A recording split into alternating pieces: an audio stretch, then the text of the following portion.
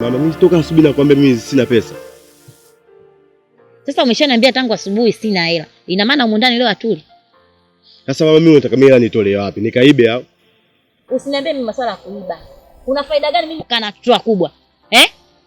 Faida yangu iko wapi?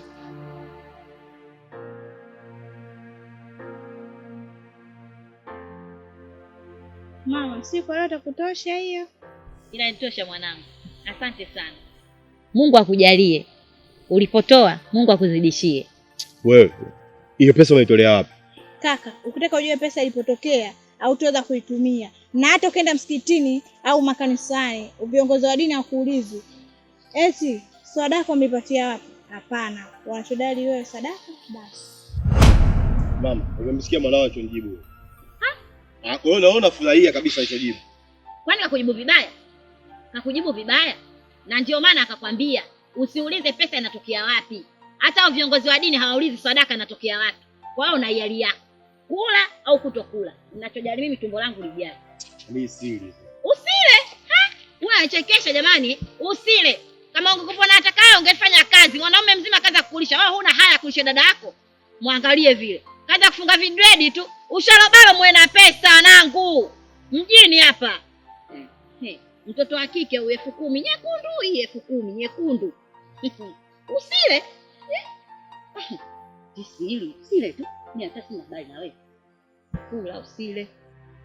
Kwa hiyo mwanangu wewe unavyoona mambo yake na yanafanya umefurahia kabisa.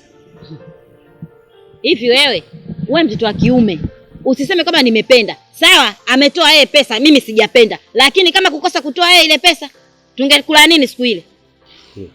Yaani mama, sawa tumekula, lakini wewe hata kujaji mwanao kapata wapi ile pesa au hujajaji? Umekaa kabisa umelizika. Usiniulize mimi pesa kapata wapi. Kama ungeajua hayo, wewe mtoto wa kiume ndio ungetoa ile pesa. Kwa hiyo mimi unataka niulize pesa kapata wapi? Si ndio?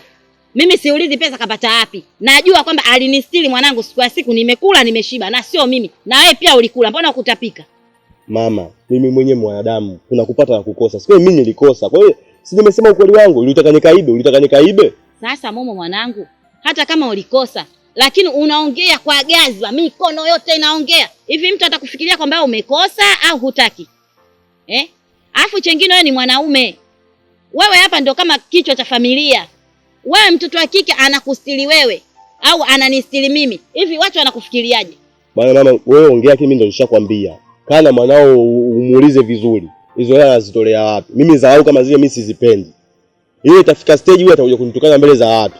Kana mwanao mwambie kapata wapi ile hela. La sivyo mimi nikianza kutumia nguvu zangu. Tunaishia hapo hapo. Ishia hapo hapo mama nakwambia. Kitaka kunichefua, mshike mwanangu. Umpige kwa sababu gani? Kama wewe ungekuwa unajiweza mwanaume mzima, si ungeenda kufanya kazi? Kwa nini unakaa nyumbani unataka kufanya kazi? Hivi kila kazi unayoiona kwako wewe mbaya. Kila kazi unayoiona kwako wewe mbaya, utafanya kazi gani? Ndio ushaanza baba. Sio ushaanza, achani uhuni huu, achani usharobalo. Mnajifanya usharobalo ndani kwenye mifuko hamna hata 100. Wewe mtoto wa kiume una maisha unaenda. Unafikiri utalishwa kila siku hapa mpaka lini? Mtoto wa kiume unakaa tu hapa kizembezembe kitu gani? Wana azimu Sasa huyu atanilisha kila siku ili upate kuaibika. Mpaka utafute kazi. Wenzio kwa anajishughulisha na makazi kila kitu anahudumia wazazi wao. Leo wewe kwa nini dada katoa hela? Katoa hela, atazidi kutoa hela kutokana na kaka yake utaki kujishughulisha. Mshenzi mkubwa wewe. Una mwanaume wewe? Shauri yako kuna jela huko. Shoga yangu wewe unatembea mguu umetoka kwenu. Nimemkuta Makitende sikaja top. Unamuuliza pambe yangu ipo wapi? Yupo katoka. Yaani kama Mungu tumekutana hapa maana wewe unatembea kama mshenga. Yaani bahati kweli hapa usingenikuta chawe. Niambie shida yako kule. Udogo wewe nao umenijua. Kama mimi nina shida, tena nina shida ya rohoni. Nina shida 20,000. 20,000 tu. Kwa hiyo hapa nifuate pesa hizo kukupa. Kitenesi, mimi udugu wako nina shida ya rohoni 20,000 kwako wewe unaniambia nifuate kesho au kesho kutwa? Mwali wangu vibaya hivyo. 20,000 tu kwako wewe Kitenesi, ninapokujua wewe Doni, Kitenesi kama Kitenesi. Basi nipate baadaye. Hilo ndio neno. Kwa baadaye saa ngapi? Maana shida yangu ya rohoni hivyo. Muda kama saa 1 kitu kwa shauri. Sharudi kutoka wapi? Kutoka shoga yangu, maana tuambiani. Hivi nikuulize. Hivi wewe na mimi nani mkubwa katika hapo? Unipate hata kidogo ndugu wangu. Sawa? Kwa maneno mengine usitumie maneno makali wakati mwenzio ana shida. Yaani hapo kama unanisimanga. Hii ni akili mama. Tumia akili yako vizuri. Nimekuuliza kwa upendo tu, pambe yangu unapata wapi hela? Labda kuna kazi unafanya na mimi uniite dada yako, shoga yako tufanye wote. Maana mimi nipo tu hapa. Sina hata kazi. Wewe mtoto wa kike, tumia akili. Mimi hela naipataje utawezaje kuikosa ni mfano wakati wewe ndio mkubwa kunizidi mimi?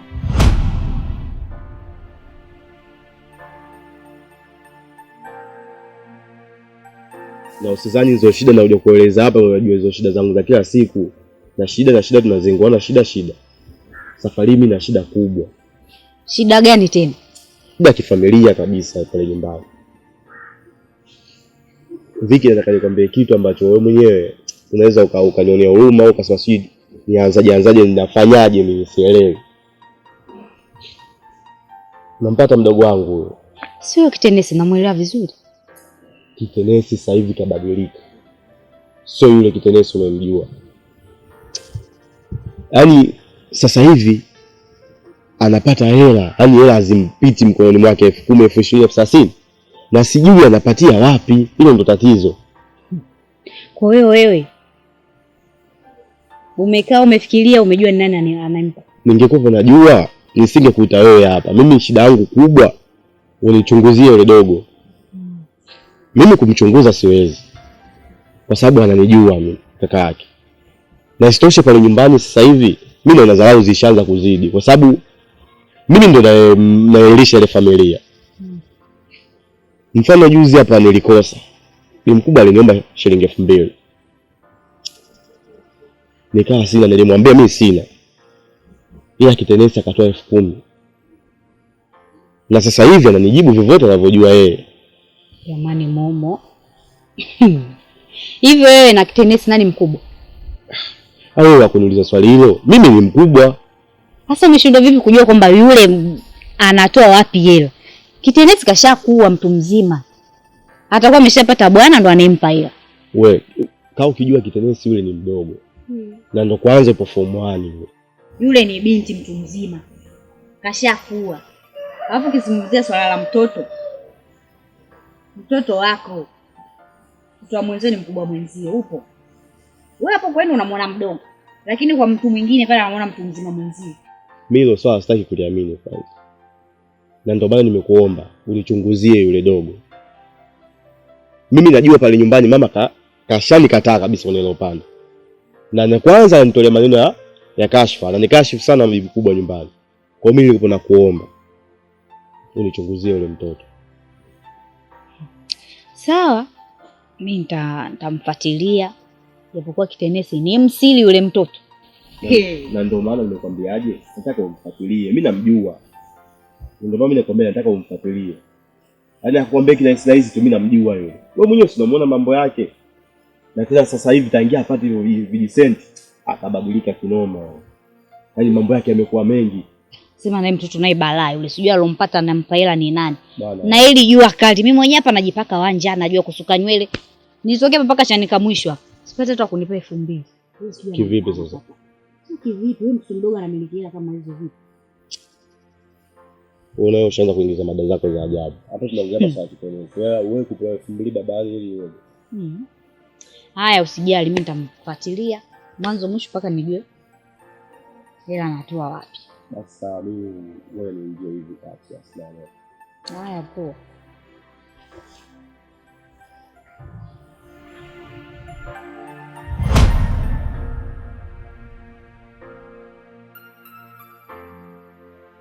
Lakini wifi yangu sio bure. Umekuja hapa kwa Selia na kunipamba kabisa. Kuna lako la rohoni. Maana mimi nakujua wifi yangu. Ukiona lako la rohoni unampaisha mtu kati ya Lakindi. Basi wewe una lako. Yaani unapenda kumchambisha mtu hata hajamaliza kujisaidia. Niambie tu lako la rohoni. Haya mimi acha nikwambie tu nilichonileta. Niambie. Hivi ukiwa na Kitenesi rafiki yako, labda mna stori zozote zile mnaongeaga afa akakupa akwambia. Hapo pagumu wifi yangu. Unajua kitenesi vizuri. Unafahamu kabisa kitenesi. Yaani kitenesi yule, wifi yako yule, mgumu, unajua mgumu? Mimi hapa na ushushu wangu wote kibibi kama unavyonijua. Nikilitaka langu shoga yangu na kuchimba, nitakuzunguka kona zote. Upo, lakini kwa pale kitenesi nimefua dawa. Upo?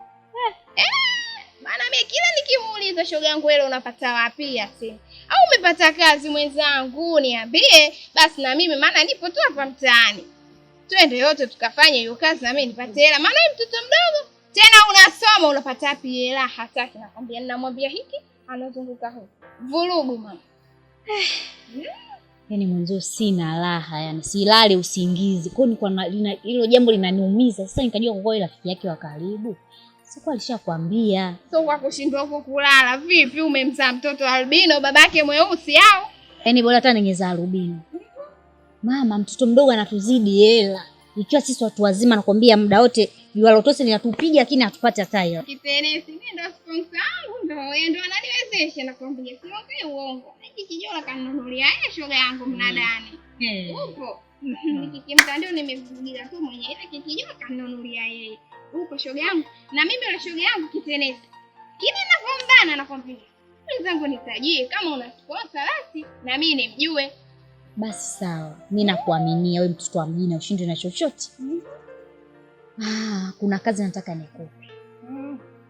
Sawa? Mimi nataka umfuatilie mchimbo ule mpaka akwambie sponsor gani anafanya hiyo anampa hiyo. Mimi jibu nalolitaka ni hilo tu, nimjue ni nani anayemwezesha. Na ukishamaliza hiyo kazi ukafanya vizuri.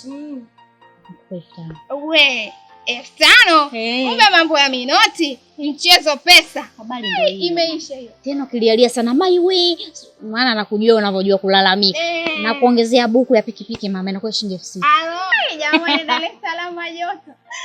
6,000 kwa kupata umbea. Shoga yangu limeisha. Kama unavyonijua kibibi kwenye mtihani wa hela, mimi mzee nilikuwa wa kwanza. Sifanyagi makosa kwenye kipengele hiko. Mimi nikajua bure. Kama bure shoga yangu ungechelewa. Tena ungengoja sana hivyo, embe chini ya mchikichi. Lakini mambo ya hela limeisha. Nipe leo tu.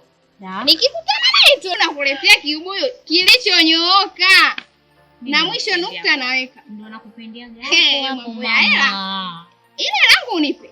6,000 utoe. Sasa nakuletea kiubuyu, mambo yako yashafanikiwa, hela yangu kutoa utaki. Wewe unasema useme? Mimi nasema. Asa wewe na Mungu mbona sana lazimisha hivi lakini. Usiwesema sasa kwa kipuuzi hapa. Hapa ongea mimi ndio kuja kukuumiza umesikia? Sema sasa hapa sasa hivi. Ndio ujinga mimi sipendi. Wewe mjinga wewe. Wewe fungua mlango. Nikija kuvunja huko ndio kukuumiza umesikia wewe? Fungua mlango huo. Kitenesi. Vipi? Fungua bwana. Yaani na maana kitenesi dadako unafanya kama jambazi mnafukuzana kitu gani sasa? Mwambie bwanangu afungue mlango. Wewe kitenesi. Wewe. Kitu gani? Yaani asiposema ukweli nitamfumbua kila siku hivi hivi. Hivi mimi maswala ya mimi sitaki. Kitu gani unachomkimbiza ndugu yako na mapanga? Umekuwa jambazi wewe? Si ndio? Wewe kitenesi. Umemfanya nini kakako? Sijamfanya chochote. Na kwa nini anakufukuza? Sijui mwenyewe bifu lake tu. Unajua huko mbavu wenu unaoendelea hapa nyinyi. Nyinyi. Msitaki kunitoa roho yangu, mmesikia? Twendaje huko? Yaani umekaa kama jambazi. Sio leo hukumu kaa sumu. Na wewe yaani asinge kwa ubibu kubwa wako wewe. Yaani mimi ningeshakutengoa hata miguu wewe. Hapa nina shida. Naenda kuisema. Shida gani tena pambe yangu? Kitenesi wewe una shida leo hii una shida ndio unanipata mimi? Shida ipi hiyo? Shida yangu. Bora shida hizo kwa nazo wewe, lakini sio shida niliyokuwa nayo mimi. Huyo momo. Unafanya kazi gani mpaka uje kutulisha sisi? Yaani mtoto ipo siku nitakukamata wewe. Nitakupiga, unajua maana nitakupiga. Wewe endelea tu na kazi zako ndogo ndogo. Ila nikikufuma. Yule mama kumbe naye akili zake amnazo mdozodozo. Ndio kama unamsaidia yeye majukumu. Yana kazi gani pale? Yupo tu vilasa vieleweki basi nakwambia. Kibwenzi kama shoro. Yupo tu pale, nakwambia eleweki mbele wala nyuma. Yaani anaenda mbele kana urudi nyuma. Mimi kanitoka. Unaita simuelewi. Kazi yana afya bado nawasaidia. Afya bado ananikashifa. Hata sielewi. Kwa hiyo umekwaje? Kuna mbaba tu mmoja kajitolea kusaidia. Waacha wewe, watu na minyota yenu mjini. Huyo baba anayejitolea na kusaidia wewe, hamna mahusiano shoga yangu. Mama, mjini akili. Tumia akili. Hivi wewe toka mara kwanza nakwambia wewe nielewi tu. Hilo baba limelogwa au ana akili za kitimamu? Usawa huu mtaani hapa. Shoga yangu pewela bure bure. Hamna mahusiano hata kidogo. Mimi nimepata hayo tu kuja kuambia hivyo. Ila mengine sijapata. Kwa hiyo wewe tekeleza nilichokuambia basi. Sio naanza kuniambia mambo mengine nisioyaelewa. Mimi nimekuja kupata hilo mpaka sasa nilichokipata. Tenesi. Wana kusaidia tu. Hamna mahusiano yoyote. Anasaidia tu. Kumbe wewe unataka nini? Mjini akili dada, tumia akili. Wewe unakusaidia saidia kama mimi ninakusaidia leo. Haya. Ndio mbaba wanapatikana wapi hao baba wanaotoa hela zao kizembezembe? Karibu mwanangu. Mzazi kwema. Mimi mpo vile. Juu wewe. Nipo poa. Mamangu mimi nimekuja kukuuliza. Mama kama mama. Kitenesi sasa hivi hela anapata wapi? Maana siku hizi kitenesi kawa mtamu kama sugar. Yaani kitenesi ukitembea naye wewe, yani hapo shida zote umeacha mgongoni. Upo mzazi, ukitaka kitu cha buku anakununulia cha buku je. Ukitaka kitu cha 5,000 anakununulia cha 10,000. Yaani la. Yaani umetoka huko kote mpaka unafika hapa unakuja kuniuliza kitenesi ana hela nyingi anafanya kazi gani? Haya mimi nitajuaje biashara yake? Au nitajuaje kazi yake anayoifanya? Unajua kabisa kama yule kitenesi mwanafunzi. Kama hivi yule kitenesi angekopa na kazi, angeshindwa mama kupata kazi. Si angekopa na kazi naye kaka yake. Lakini ukiona hivyo, kazi yake labda anaye mwenyewe anatembea naye. Mimi sielewi. Uchumi unao lakini unaokalia. Yashakuwa hayo. Sio yashakuwa hayo. Wewe unajua kabisa yule hana kazi. Najua biashara yake. Labda kaa naye ndugu yako muulize. Shoga yako. Shoga vipi? Una biashara gani mwenzangu? Labda biashara yake atembea nayo. Mimi najuaje? Na mimi hata sijui anapopatia. Basi biashara mnazo watu wa kike. Madela mnajua kuyavaa watu wa kike na adela kulishikilia. Mtoto umeumbika.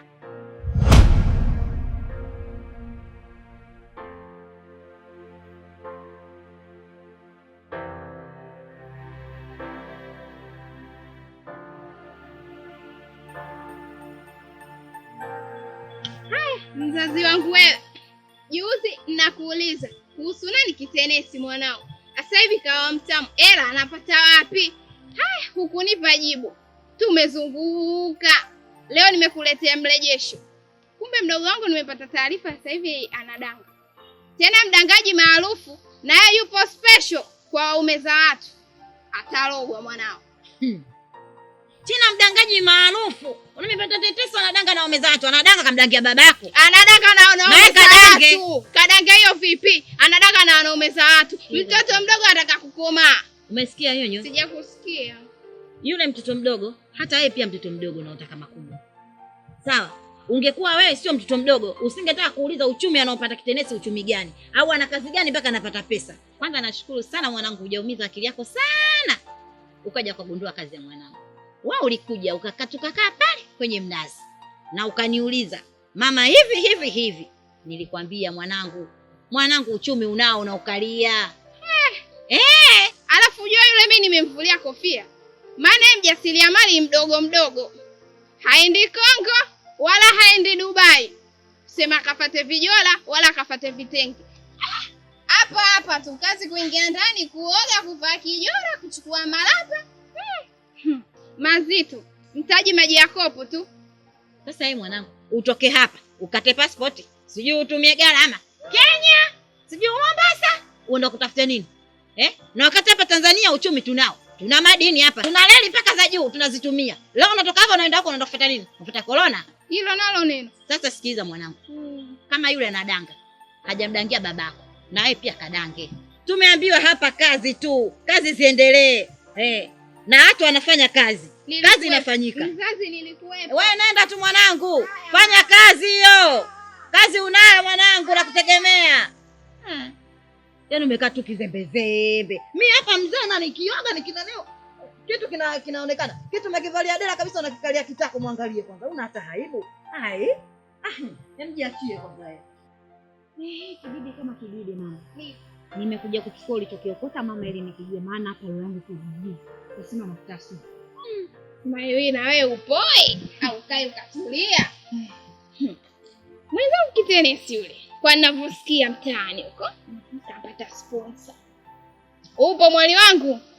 Tena sponsor yenyewe Jibaba. Jibaba. Na ninavyosikia ni mume wa mtu. Upo. Balau. Atalogwa ifi yako? Yako. Basi nakwambia nilivyosikia huyo mbaba, kwa jinsi nilivyoelekezwa, mimi nahisi kuna siku moja kama nilikutana naye. Ni mbaba fulani hivi. Sio mfupi wala sio mrefu, ipo kati kwa kati. Shoga yangu hana kitambi. Sijui cha njaa, sijui anatumia dozi, sielewi. Halafu kanyomu. Ana midude humo. Sijui inaitwaje midude paka. Sijui ni. Imeisha hiyo. Na nakwambia vindevu. Upo. Kampuzi wa hakika. Mweupe. Upo. Nimekuelewa. Nimesikia. Sina uhakika, ila nimesikia. Sijamuona live, unielewe. Shoga yangu usiende kwa bananga mambo. Maana yule Kitenesi na mama yake shoga yangu unajua. Upo. Nakuaminia, sawa? Nakupa hela hapa. Kazi yangu mpaka ikamilisha mama.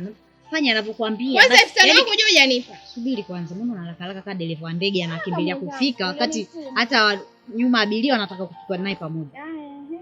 Hii. Subiri kwanza, hii umeiona? Hii ni shilingi 10,000 bilioni. Ni shilingi ngapi? 10,000. Basi nyingine inabaki shilingi 4,000. Mshawishi nani Kitenesi ili siku moja tukutane naye na wewe. Kwa hapa mimi siudishi change.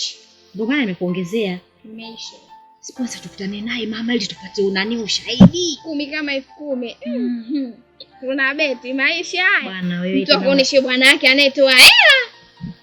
Mimi nakuaminia. Ningekuwa mimi mwenzangu hata singekubali. Nakuaminia, ndio maana nimekupa kazi.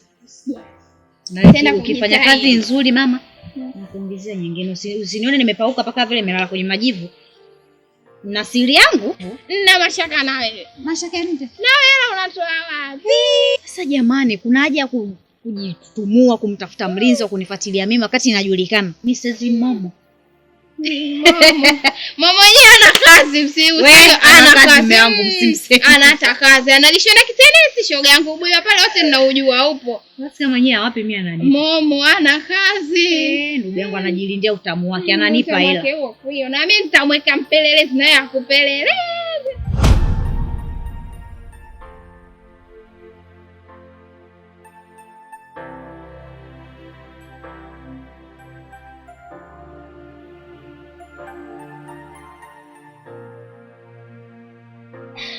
Ukae kwa kutulia.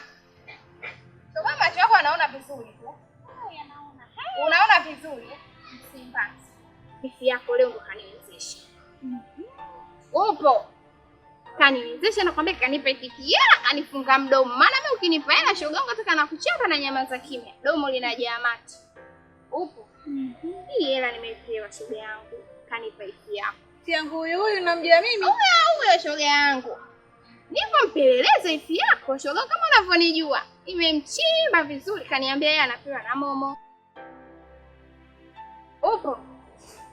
Momo kama Momo shoga, nilivyosikia vile shoga yangu niliachia mdomo kama nimekunywa juisi ya pilipili. Momo huyu tunayemjua sie hana kazi pale nyumbani, anaisha Kitenesi udugu wangu kama ninavyokujua. Wewe hapa ndo mama ndo baba. Pia. Basi nakwambia kaka yako sio kama hela hapati. Sijui anafanya kazi gani, sijui mwenyewe mgeni. Anafanya kazi kama anao nini, sina kapata sponsor sijui. Ila ana hela shoga yangu upo. Anampa mwanamke wake. Anamhudumia masaa 24, anamhudumia. Kila kitu anachokitaka anamtimizia. Upo nyonyo. Shoga yangu mimi akupa 10,000 nauli. Na sehemu yenyewe sio mbali. Haya nyuma. Wenyewe. Hodi. Ndio unanisukuma. Sio kwamba nakusukuma. Yaani hapa nimekusukuma, ila ungenikuta barabarani ningekutemea mate kabisa. Maana chokifanya hata siapendezewa nacho. Yaani kwa kupenda na kusamini. Kipi unachotaka wifi yangu sikutimizie? Kunifanyia mimi hivi na mama yangu. Kwa hiyo mimi ndio nimekuwa kishawishi mkubwa sana kumshawishi kaka yako asiwahudumie, aniletee hela mimi. Nivuruga. Yaani kaka mimi anakuja ananisema, "Tafuta wapi?" Wakati mimi natafuta kumsaidia bibi mkubwa kuwale, avae afanye. Ila sasa hivi ananiambia mimi sina akili, sijielewi, si vipi, haja kuletea ila wewe hata mtu mwenyewe au na mbele au na nyuma hata ujielewe, yani unamwaga tangu leo kesho. Kwa leo ndio umeniamulia mwenzangu. Uanze kunipa maneno kama hayo. Ama kweli kula ya wakubwa watoto waachi. Sio kwamba nimekusimamisha, umejileta mwenyewe na mguu wako. Kwani mimi nilikuita hapa? Hivi yani nilikuwa nakutafuta wewe, yani sijui hata ni yani sijui. Sikia wewe nikwambia utabaki kwa mdogo tu kwangu. Sawa? Alafu hayo mambo unaniambia mimi hayanihusu. Msubiri kaka yako au mama ndio umwambie. Sawa? Masuala ya nyinyi kula, msile, mimi hayanihusu. Alafu mimi ni mke kuolewa, tumeelewa? Akiniletea matumizi lazima nipokee. Kwa hiyo mimi siwezi kujua kama nyinyi mmekula au mjala. Sili ya mtungi ajuae kati.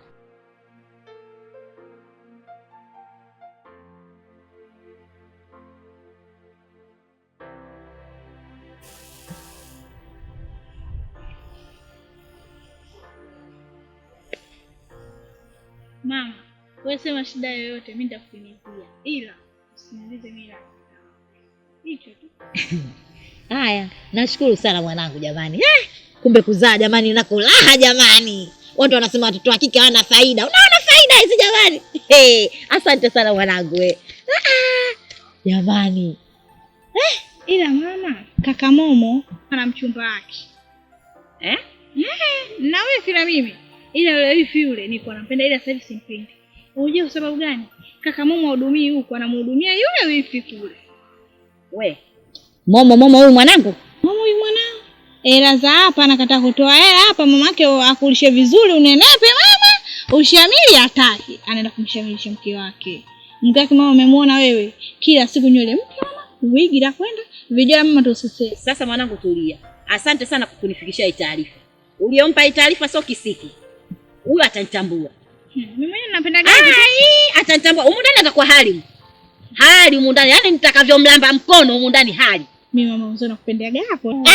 Mimi tena. Ila akasema eti mimi atanipiga ndo naogopa. Sasa mimi wewe kwani atajuaje kama umeniambia?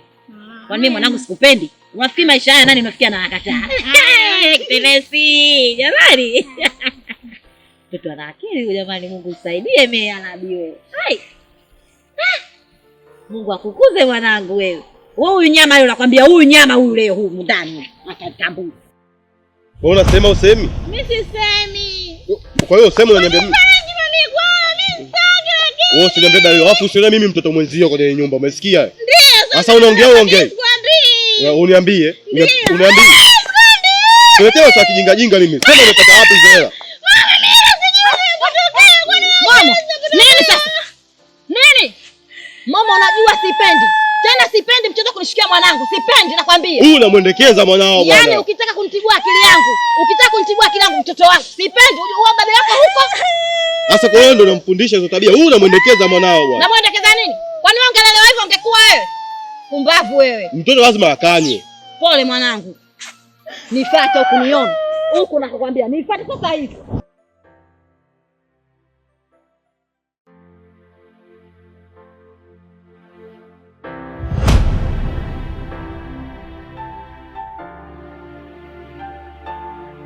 Bro. Unajua nakuheshimu sana. Ila tabia ulionionyesha mimi sijapendezwa nayo hata kidogo. Wewe sio kutoka na mdogo wangu kimapenzi. Akati wewe unajua yule ni mtoto mdogo. Alafu isitoshe unampa pesa nyingi kiasi kile. Mimi nimesikia tu taarifa zako mtaani. Nikaona nikuite na nikwambie jambo hili. Unaweza kurudia kusema ulichokisema? Narudia, mimi nimesikia unatoka na mdogo wangu. Alafu isitoshe yule ni mtoto mdogo. Ni mwanafunzi bado, anasoma yule. Alafu bado unamkabidhi pesa nyingi kiasi kile. Hivi wewe unaona ni haki kweli?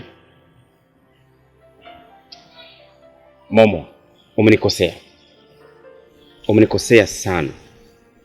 Unawezaje kunipa shutuma mzito kama hizo? Za kwamba mimi natembea na mdogo wako. Mimi najishirikisha kwenye mahusiano na mdogo wako. Kitu ambacho si cha kweli. Lakini pia unasema umesikia Kwa nini usikie? Huoni kama unanionea? Yaani unaanzaje kuniambia kwamba mimi najihusisha na mahusiano na mdogo wako kitenesi? Kweli? Mimi nakwambia kitu, haipo kama ilivyo. Lakini pia kuhusiana na masuala ya pesa, mdogo wako inawezekana ana pesa kwa sababu ya jinsia yake, lakini huenda akawa hamiliki pesa kwa sababu ya kutumika kupitia mwili wake. Hapa naomba uelewe kwa makini. Narejea kusema nilichokisema ili uelewe vizuri. Mdogo wako huenda anazo pesa kwa sababu ya jinsia yake ya kike, ila hizo pesa huenda hajazipata kwa sababu ya mwili wake. Nafikiri umenitambua vizuri. Sasa umenikwaza na sihitaji kuzungumza na wewe kama watu ambao tuna ugomvi.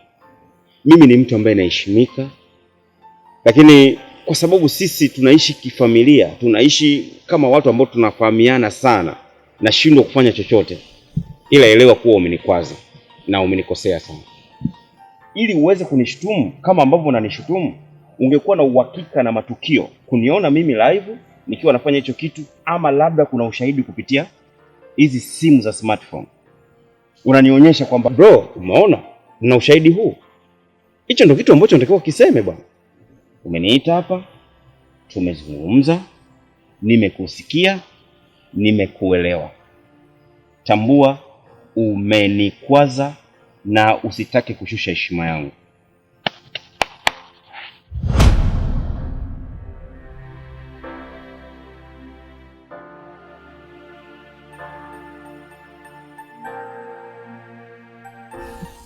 Kuna binti anaitwa Kitenesi. Si unamfahamu? Kile kitoto kidogodogo hivi kifupi cheusi. Nakifahamu, au kuna Kitenesi mwingine?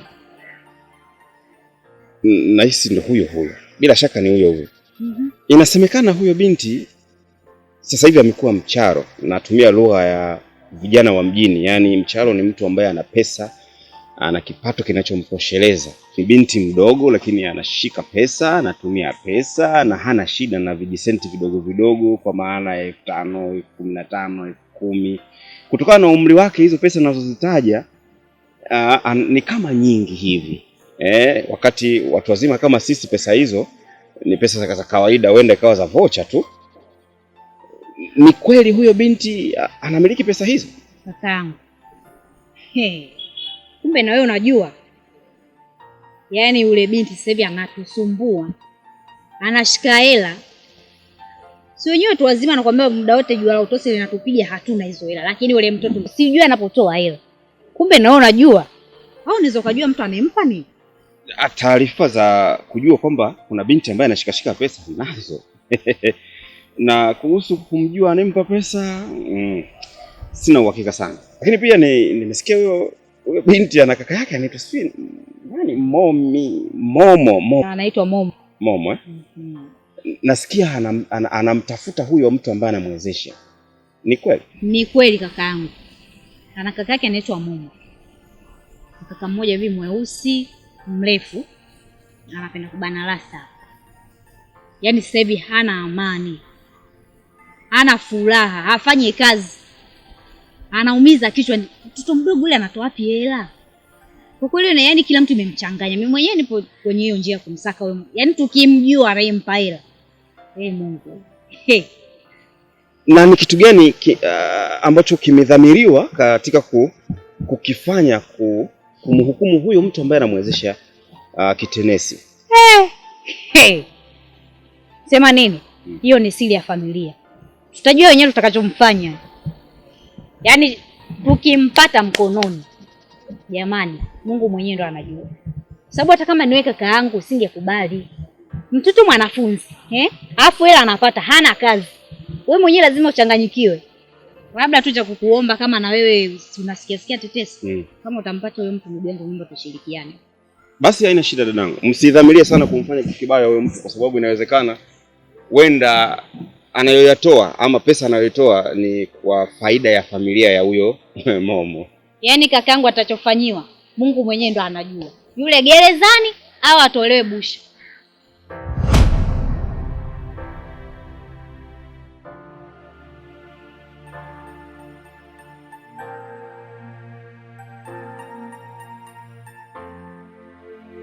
Vipi? Poa. Ndio natoka nenda. Hapa nilikuwa naelekea dukani kwa Mangi. Hata hivyo mimi hapa nimekuja kupata mrejesho wangu.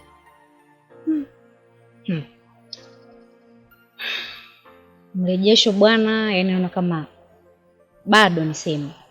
Yaani kivipi? Sababu nishaonana na Kitenesi, nikaongea naye. Lakini majibu alionipa sio yanotakiwa upewe wewe. Yaani amekuwa Kitenesi mwingi wa maneno. Chemchenja. Wewe ukimleta huko anaenda huko. Ukimleta huko anaenda huko. Mimi nakuomba jitahidi, maana Kitenesi siku hizi kawa mjanja sana. Amejanjaruka. Kwa hiyo jitahidi kutumia uwezo wako wote. Na hata hivyo, leo mimi kuna mtu nimetoka kukutana naye. Na Mwisi anatembea na Kitenesi. Sina hakika. Umejua hata anaitwa nani? Mimi nikwambia na Mwisi. Sasa mtu na Mwisi hata hakika sina, afu nikwambia anaitwa nani. Kwa hiyo bwana wewe fanya hivyo. Mimi najua tumia mbinu yoyote. Sawa, mimi nitaendelea kufuatilia uchunguzi wangu hadi ukamilike. Na hapa kinachotakiwa wewe unachotaka jibu la kujua kwamba yule anapewa hela na nani au anatoka na nani.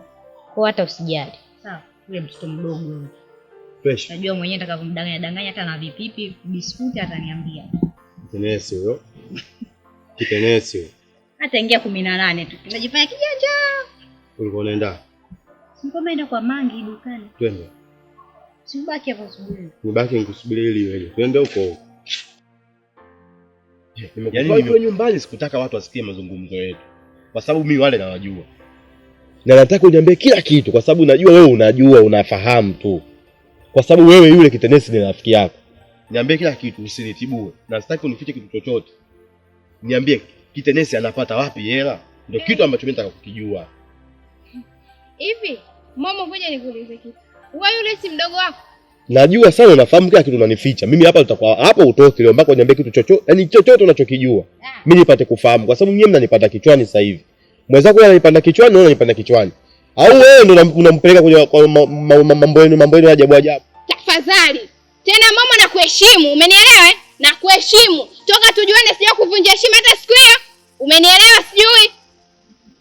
Tena rekebisha kauli yako. Nisikilize. Tusizunguke wala tusizungushane.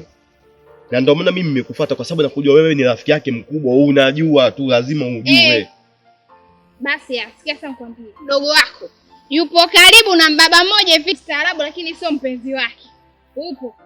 Lakini kwa hiyo huyo mbaba ndo anayempa pesa au la? Wewe mtu mzima ushaelewa. Ila tu elewa sio mpenzi wake. Na alafu sikia nikwambie Momo. Siku nyingine, muda mwingine, wakati mwingine unanitoa kule, unanileta hapa na kuja kuniambia tena mambo yako kama hayo. Mimi mwezi usinione hivi. Mimi mdomo wangu mchafu. Tunapoelekea tutakuja kutafuta na ubaya. Umenisikia? Sio unaniingiza mimi na uko na nyie, Au mimi kwa wewe Kitenesi rafiki yangu ndio iwe shida. Kwa nini mimi unanipata mimi? Ndio nakwambia kama sikupati. Ndio mwanzo leo mwisho leo. Wewe yule ndugu yako na unamuweza. Mfuate mwenyewe mambo ya familia huko. Malizane huko. Sio unaniingiza mimi kwenye matatizo yenu.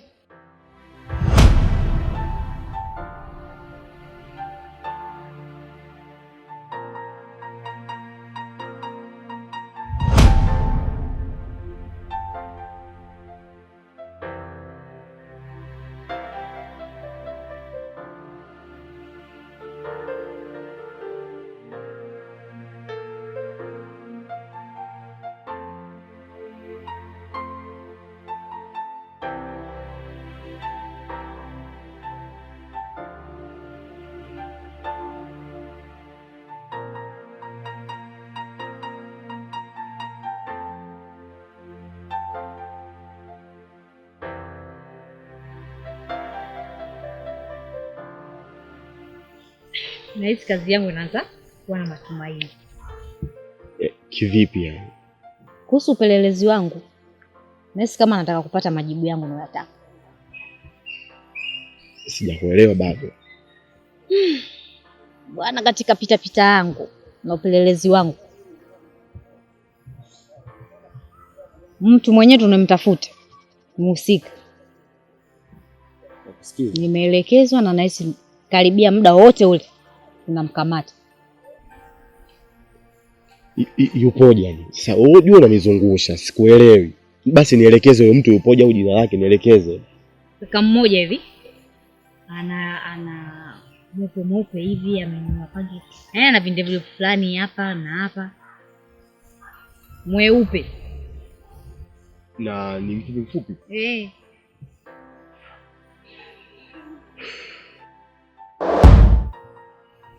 Unajua nakuheshimu sana. Ila tabia ulionionyesha mimi sijapendezwa nayo hata kidogo. Wewe sio kutoka na mdogo wangu kimapenzi. Wakati wewe unajua yule ni mtoto mdogo. Alafu isitoshe unampa pesa nyingi kiasi kile. Mimi nimesikia tu taarifa zako mtaani. Nikaona nikuite na nikwambie jambo hili. Unaweza kurudia kusema ulichokisema? Narudia, mimi nimesikia unatoka na mdogo wangu. Alafu isitoshe yule ni mtoto mdogo. Ni mwanafunzi bado, anasoma yule. Alafu bado unamkabidhi pesa nyingi kiasi kile. Hivi wewe unaona ni haki kweli? Momo, umenikosea. Umenikosea sana. Unawezaje kunipa shutuma mzito kama hizo za kwamba mimi natembea na mdogo wako, mimi najishirikisha kwenye mahusiano na mdogo wako, kitu ambacho si cha kweli. Lakini pia unasema umesikia. Kwa nini usikie? Huoni kama unanionea? Yaani unaanzaje kuniambia kwamba mimi najihusisha na mahusiano na mdogo wako kitenesi? Kweli? Mimi nakwambia kitu, haipo kama ilivyo. Lakini pia kuhusiana na masuala ya pesa, mdogo wako inawezekana ana pesa kwa sababu ya jinsia yake, lakini huenda akawa hamiliki pesa kwa sababu ya kutumika kupitia mwili wake. Hapa naomba uelewe kwa makini. Narejea kusema nilichokisema ili uelewe vizuri. Mdogo wako huenda anazo pesa kwa sababu ya jinsia yake ya kike, ila hizo pesa huenda hajazipata kwa sababu ya mwili wake. Nafikiri umenitambua vizuri. Sasa umenikwaza. Hivi unakumbuka siku ile nilipokuwa kufuata na kuja kweli? Nilikwambia kuna mtu mimi namuhisi. Ndio huyo yenyewe unamsemea hapa. Ila sasa wewe umewaona mwenyewe, umewashuhudia. Ndio maana nimekwambia kwanza. Kazi yangu nahisi kama nataka kuanza kukamilika. Tumemjua na hatujamjua sana. Hapa kinachotakiwa ni jinsi gani tuwakutanishe pamoja ili tupate ushahidi kamili. Sababu hatuwezi tukakulupuka tu kumfuata, bwana sijui nani, hatuna ushahidi kamili. Umeelewa? Mimi madhali nishamjua, mimi nitafanya chochote kile ninachokijua. Mimi nitafanya chochote. Momo, acha ujinga, acha hasira. Wewe una uhakika gani? Una ushahidi gani? Hapa kinachotakiwa tutafute jinsi gani ya kuwakutanisha pamoja ili tuwe na ushahidi kamili. Hapo ndo tunaweza kwenda hata polisi au tunaweza tukafanya chochote. Sikulupuke mpenzi wangu. Si unajua mtu mwenyewe ana hela yule ana vijisenti. Sija akakupeleka gerezani wewe na uko wako mzima. Sawa, mimi nimekuelewa. Mimi mdogo wangu ndio ananiuliza. Vipi ile kitenesi na mume wangu? Hawana mahusiano kweli? Kitenesi na mume wako? Siwaelewi, yani siwaelewi kabisa mwenendo wao. Yaani mpaka kiasi kwamba nakaa na waza sasa hivi. Mbona siwaelewi? Na mahusiano pale yanaendelea kati yao wawili. Kuna mahusiano yanaendelea. Upo? Yupo. Ndio hivyo. Kae kwa kutulia udugu wangu, mume anabebwa. Unasema pesa kitenesi ana mahusiano na mume wangu. Aswa. Wewe unapiga gani sasa? Uhakika? Mie tena? Umbea kazi yangu na niuliza uhakika? Kwa macho yangu haya mawili nimewakuta kwenye kichochoro wanapeana hela. Tena inavyoonekana wale sidhani kama hawajatoka nyumba za wageni. Maana naona mahaba moto moto pale njiani. Unasema kweli? Nikuongopeni butuliwe. Mimi nasema kitu ukweli. Alafu mumeo na hela. Huwezi kujua anampa kwa sababu gani. Labda anavyopata huko, mimi kwangu havipati. Lakini dada inavyosemekana, kumbe yule mumeo anafanya hivyo kwa sababu gani tena? Udugu wangu usije ukanichenjia. Mimi siwezi kuchenjia, sana kuchenjia kwa lipi? Baba watu akitoka kazini anarudi hapa anataka apate mahaba, lakini wewe unamfundisha nguo, mara umpikishe, umfagilishie uwanja, hata kama sio wewe kuna mume mwingine anaweza akananielewa akavumilia hivyo udogo. Mtu kawa anataka atulize nafsi pamoja na mwili, lakini akirudi hapa kazini tena ndo haya fagia, deki, nichue, utafikiri umeanguka. Nimekuelewa mdogo wangu. Asante kwa kunipa ambayo nilikukosea juu ile sasa nimeshayajua na nimeshayaamini. Maana mimi nilifanya tu pelelezi yangu na mimi mwenyewe. Kwani kwa sijajilizisha vizuri. Lakini mimi mdogo wangu leo umenilizisha. Nashukuru. Sijui kama unanifahamu. Wewe una binti yako anaitwa Kitenesi. Ndio. Kitenesi nimesikia anatembea na mume wangu. Kwa tabia anayofanya hivi mimi kiukweli siridhiki na sipendi. Kitenesi umesikia anatembea na mume wako? Mimi sina uhakika, mimi nimesikia. Kwa hiyo ulitakaje labda? Au mimi nifanyeje labda ulitaka? Alafu samahani dadangu, mimi sijakuja hapa kishari. Mimi nimekuja tukwambia kama mzazi wake. Sikuja kishari kabisa. Hata mimi sina shari. Ila nakwambia yaliyopo. Kwa sababu huna uhakika. Sasa sikiza nikusaidie labda. Midhali huna uhakika na Kitenesi. Unaweza kwenda. Ukishathibitisha kwamba Kitenesi anatembea na mume wako, basi unaruhusiwa kurudi. Unaweza ukarudi. Mambo alifuatilie ili ujue kama ni kweli au sio kweli. Ukiwae kama mzazi wako. Sasa mimi nifuatilie mapenzi ya watu, mimi ananihusu. Wewe usinipe ushahidi wa kipofu mimi huko mambo yenu. Muangalie vile. Kapita umeonaje naye kipofu? Ndio hayo kutoa mahakamani, kesi sio ya kwako. Wewe nipishe. Mimi nimefikiria lile jambo tulisitishe. Kwa nini tulisitishe? Kwa sababu ya kaka yako ameanza kunifuatilia mimi. Lakini pia ukiacha kaka yako ana mke wake pia ameanza kunipeleleza mimi. Kitu hichi kinanifanya nianze kujenga hofu kwa kuamini kwamba ipo siku wanaweza kugundua kwamba mimi ndo mtu ambaye nakuwezesha wewe. Tatizo nililonalo, itakuwa ni ngumu sana baadaye wao kuelewa kwamba mimi nakuwezesha wewe kwa sababu fulani. Kwa hiyo ni bora wanasema mtu ujisalimishe mwenyewe. Lakini pia kadhalika hata jamii inaotuzunguka wameanza kuwa na hisia tofauti. Wakiwa wanaamini Kitenesi anapata pesa, Kitenesi hivi amekuwa mcharo, Kitenesi ni mtu ambaye hana wasiwasi na matumizi yake ya pesa, anakamata pesa vitu kama hivyo. Kwa hiyo nataka tusitishe hili jambo kwa sababu hizo. Sawa, nikushukuru kwa hilo. Ila utanisamehe kuhusu familia yangu. Maana wale familia yangu mimi naijua, ile hataki mzee afanikiwe. Yaani hivyo tu. Kwa hilo familia yangu ikitulia lazima nje kukufuata, nitakutafuta kokote ulipo. Kitu ambacho mimi najitetea nacho hapa, sitaki ajue yule kaka yako kwamba mimi ndo ninahusika kwa 100%. Na hisia zilizo mbaya, wao wanaamini wewe ni mwanamke wangu. Na kuna siku kaka yako nilishakutana naye, tukakaa tukazungumza. Alionyesha dhahiri shairi kwamba mimi najihusisha na wewe katika mahusiano kwa 100%. Akanishutumu na nini, na mimi nikamsema pale, nikamwambia unanionea na unanivunjia heshima. Bahati nzuri kakako kidogo ni mtu ambaye ananiheshimu. Hakuonyesha kwamba labda anaweza kunikasirikia ama amenikasirikia kwa wakati huo.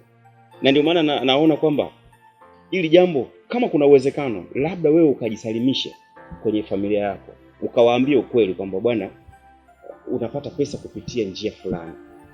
Hapo kidogo hawatakuwa na zile hisia ambazo wanazo. Kwa muda huu kuna uwezekano wa kumtumia mtu mwingine, ila atakuwa kwa muda. Kwenu kama mambo yatatengemaa, yakitulia, basi haina haja kumtumia huyo mtu, nitakutumia wewe. Japo mwanamke wangu sasa hivi ameanza kuelimia. Ule utaratibu ambao ulikuwa unafanya, unakuja pale, si unanisaidia nini? Kidogo naye ameanza kuwa na akili kwamba kumbe mume wangu anataka hiki na hiki na hiki na hiki. Hili ni jambo la muda tu, wala usijali. Kama utakaa na familia yako vizuri, ukazungumza nayo, waweke wazi. Wakikuelewa tunaweza tukaendelea. Wasipokuelewa basi, unaelewa vizuri. Haya poa.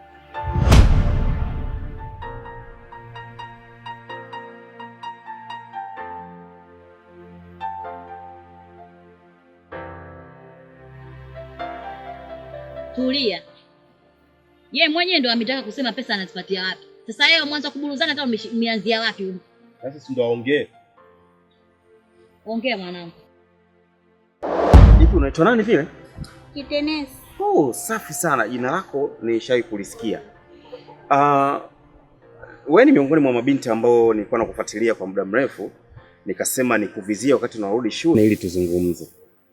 Sasa mimi naishi mitaa ya kati pale, siishi mbali na maeneo haya. Nikikuelekeza nahisi unaweza kupafahamu. Kazi ninayotaka kukupa, nataka utumie sana akili kuifanya. Mimi hapa nina familia yangu, nina mke wangu, tunaishi vizuri, lakini katika maisha yetu mimi siridhiki, kwa sababu mke wangu amekuwa na tabia ya kunifanyisha kazi ambazo yeye ndo majukumu yake. Yaani akipika anataka mimi nimpunie nazi, chochote anachokifanya lazima mimi nishiriki, wakati nafahamu kwamba mimi mwanaume sawa natakiwa nimsaidie, lakini sio kwa kila kitu. Nikifua nguo zangu anataka analeta na za kwake, nafua kwa pamoja. Chochote ninachokifanya, mbaya zaidi, anapenda sana vitu vyote nivifanya hadharani, yani nje kabisa. Na bahati mbaya nyumbani kwangu hakuna nini fence. Hapo roho ndio inaponiuma. Kwa hiyo nimeshaanza kutafsirika vibaya pale mtaani. Kwa hiyo wewe ninachokitaka uje nyumbani kwangu, ukiniona nafanya kazi yoyote na wewe uifanye. Hiyo kazi mbona ngumu? Nikipiga mimi na mwanamke wako. Maana na wengine hapa unaona pole, ila unapigana mwenzangu wako ana ubao. Kwenye hili nakuelewa kidogo. Kwa haraka haraka lazima uwe na uoga. Kwa hiyo cha kufanya ni kuruhusu nenda nyumbani kwenu, kabadilishe nguo. Najisikia vibaya kusimama hapa na wewe ukiwa mwanafunzi, lakini sio kama hii kazi utaifanya bure. Sawa? Nataka tuonane wakati mwingine tuzungumze.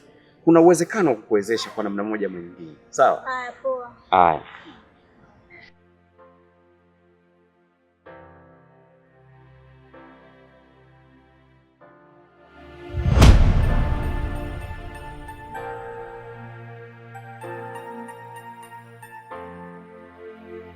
Yaani nilikuwa nakutafuta sana, yaani kwa bahati nzuri, yaani kama Mungu vile kafanya tumekutana mimi na wewe. Nilikuwa nakutafutia uje kugea jibu lako. Nimekubali ulichoniambia kwamba nikutekelezee mke wako wewe hivi na hivi na hivi na hivi, yaani afanye vizuri. Yaani uishi naye vizuri, uishi naye kwa amani. Kwa hiyo mimi nimekubali. Ila nahofia kulogwa ama kupigwa. Maana mke wako mwenyewe simjui alivyo wala nini. Nimekutana tu na wewe hapa. Kwa hiyo nisikia kuna mpango wa hela. Kitenesi. Kwanza nikushukuru kwa kukubali ombi langu. Na mimi nilikuwa na wasiwasi sana. Lakini pia nikushukuru kwa juhudi za kunitafuta, kwa sababu najua una simu. Kwa hiyo yani umetumia nguvu kubwa sana kunitafuta mpaka tumekutana hapa na tunakaa tunazungumza. Nikuondoe shaka kuhusiana na swala la wewe kupigwa ama kulogwa na mwanamke wangu. Ni kitu ambacho hakiwezekani. Yaani yeye hawezi kufanya hivyo, kwa sababu na kutumia wewe binti mdogo ili kuepusha zogo za namna hiyo. Kama ningemtumia dada mtu mzima, kweli yeye angeweza kwenda kwenye hisia hizo za kumtaka kumloga mtu ama kumpiga mtu. Matumaini yangu baada ya kukubaliana ni kwamba utafanya kazi yangu vizuri tu. Lengo kubwa my dear na kukutumia wewe, kama ambavyo nilikusha kuambia ile siku ambayo tulikutana, kwamba uje kwenye familia yangu unisaidie kufanya kazi ambazo mimi nafanyishwa na mke wangu. Mke wangu amekuwa sio miongoni mwa wanawake ambao wanajua majukumu yao kama watoto wa kike, tena mwanamke aliyeolewa. Hayupo hivyo, kiasi ambacho mimi napata wakati mgumu. Kazi ambazo mimi ananifanyisha, ananishurutisha nizifanye, ni haki yake yeye kuzifanya. Mimi sawa natakiwa nimsaidie, lakini sio kwa kazi ambazo yeye anaweza kuzifanya. Si mnaelewa vizuri? Kwa hiyo amefanyiwa kitchen party, amefanyiwa shughuli nyingi za kike za kufundishwa kama mwanamke kabla bado sijamuoa. Lakini haipo hivyo. Badala yake yuko vile vile. Na mbaya zaidi, yule binti amekulia katika mazingira ya mboga nane, yani maisha mazuri. Yale maisha ambayo anazaliwa tu kuna mfanyakazi mpaka anafikia umri ule bado wafanyakazi wanafanya kazi kwa ajili yake. Hivyo ni ngumu sana kutambua majukumu yake kwangu mimi kama mume wake. Na kuhusu masuala ya kukuridhisha, yani kukupa pesa, ni kweli lazima nikupe pesa. Utufanya bure, kwa sababu ili uweze kuwa na moyo ulio sahihi na thabiti, lazima nikuridhishe kupitia kipato. Wanasema kwenye udhia penyeza rupia, na mimi nitafanya hivyo kwako. Si umeelewa vizuri? Na kitu ambacho unatakiwa ukitegemee kutoka leo hii, baada ya makubaliano utakuwa unapata pesa kadri ya siku zinavyokwenda mbele, na pesa hizo 30, 40, 50, 30, 40, 50, 20, yani hivyo. Muhimu tu uwe na matumizi yaliyo sahihi. Si unanielewa vizuri? Kazi yako utakuja kuifanya pindi ambapo utakuwa unatoka shuleni. Utakuja nyumbani kwangu. Nyumbani kwangu ni ule mtaa ambao nimekuelekeza ile siku ya kwanza, nyumba namba 242. Ukiuliza tu Dr. Kitimbo utanipata. Kwa hiyo ukiwa unatoka shule, pita tu pale barazani. Kwa sababu mimi kazi ambazo nazifanya sehemu ya wazi. Kwa ukiniona nafanya kazi ya aina yoyote, njoo nisaidie. Ifanye ile kazi, usiongee chochote. Yeye hata kama ataongea, achana naye, usimjibu. Wewe fanya kazi yako, ondoka. Kwa mtu mwenye akili atajua kwamba hapa anafundishwa kwa vitendo, sio maneno, kwa sababu kama ni maneno mimi nimeshaongea sana. Sasa nikupe kwanza kifungua koo. Kifungua koo, yani hiki kifungua koo, yani nataka urainishe koo ili uweze kufanya kazi yako vizuri. Shika, usiogope. Zote za kwako hizo. Hizo kazi, yani ikiwa mambo yenyewe ndo kama haya. Kwa kazi yako, yani kama vile chizi umempaua. Yani usijana kupasisi. Tatu, tena wenyewe nyingi, 2 tu. Mke wako yani atakuwa sawa. Ataenda kumpangulia ule. Yani atanyoka hivi. Haina shida, wewe wahi nyumbani. Tumemaliza, wewe nenda. Sawa basi, unajua kwa mimi kitembea sasa nitadunda mpaka nitafika. Sawa.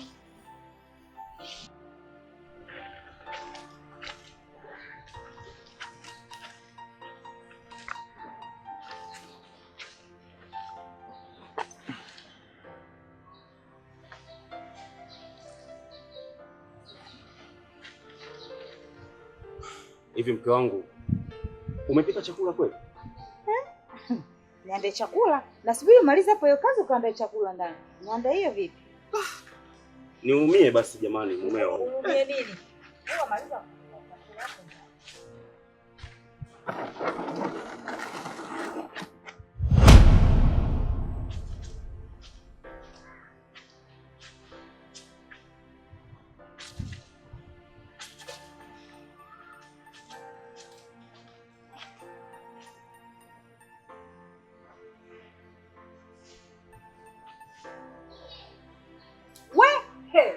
Hapo. Hapo matakataka yako sio yangu. Mke wangu, hivi huoni kama unanisumbua? Nakusumbua nini bwana na wewe? Sasa hapa nafanya kazi. Bado unanilalia tu. Makabaliania siku moja fadha ujishauri hapa sasa hivi. Hebu endelea na kazi yako.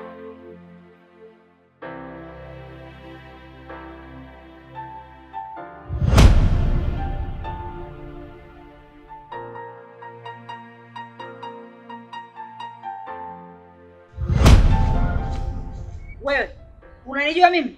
Au unamjua huyu? Nakuuliza. Unanijua mimi au unamjua huyu? Sinaongea na wewe. Umetumwa? Acha kumsumbua, inawezekana malaika. Watu wanaomba malaika washuke kwa ajili ya msaada kama hao. Mimi nahisi kwa umeniletea usijeni.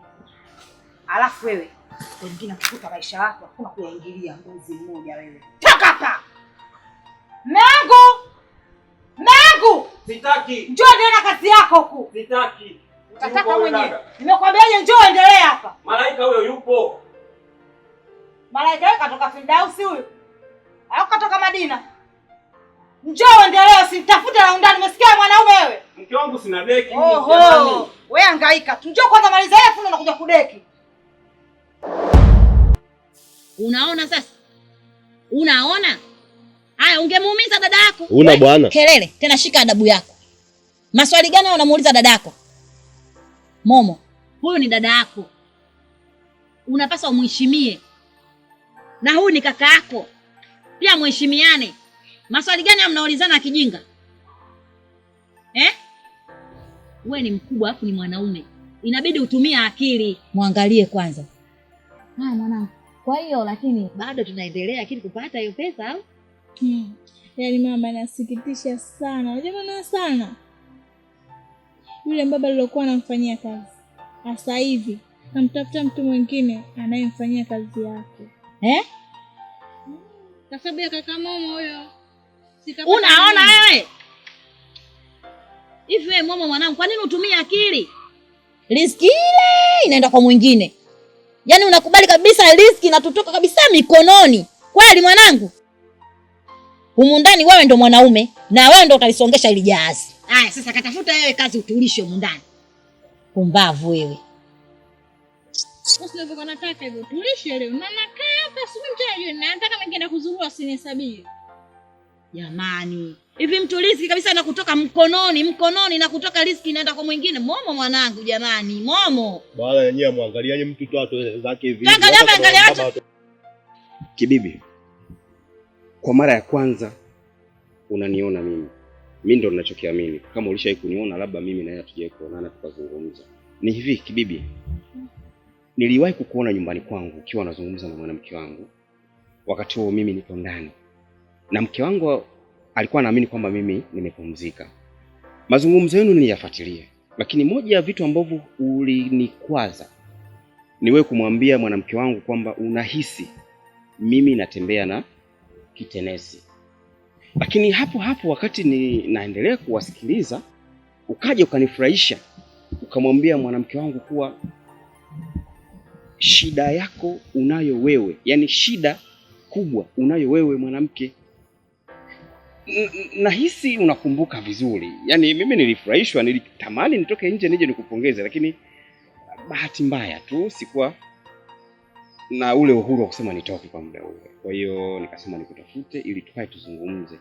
Lakini zaidi mimi mwanamke wangu amekuwa mbishi sana. Hivyo nilikuwa nafikiria kumtariki, kumwacha ili niwe huru na maisha mengine. Yaani kakaangu, kuhusu hiko kipengele cha kumwacha mkeo, mimi hata sikushauri. Unajua yule mkeo ni mke mwema, alafu nimependa, ni mke muelewa. Kwa sababu yeye katika fikra zake alikuwa anahisi kuwa wewe na kitenesi ni mtu na mpenzi wake. Na alafu kilichokuwa kinamkosi mkeo, alikopo bado hajatambua majukumu yake kwako. Na ndio maana sisi watoto wa kike tunavoolewa tunaikiwaga mada. Katika mada wanakuja wazee waliotuzidi umri, wa mama au wadada walioingia katika ndoa. Kibibi, unasadiki hilo unalolisema kutoka katika nafsi yako? Kusadiki maana yake kuamini. Yaani unaamini kabisa kwamba mwanamke wangu amebadilika? Yaani kwa sasa hivi mkeo, maana yeye mwenyewe amekuja kunihakikishia kwamba kashabadilika kabisa na atafanya majukumu yake kama mke kwako.